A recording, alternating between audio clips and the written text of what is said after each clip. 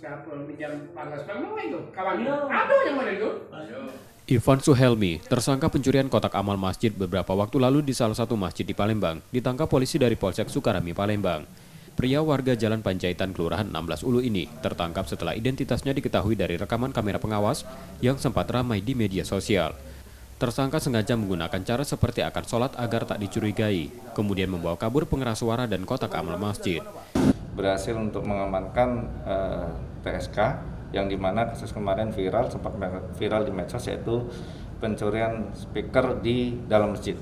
Kalau khusus untuk di wilayah hukum Polsek Sukarami sudah 2 kali melakukan. Jadi setelah viral yang speaker masjid, ternyata ada laporan lagi di masjid yang lain lagi, yaitu terkait dengan kotak amal. Jadi total untuk di Sukarami sudah 2 kejadian untuk TSK ini.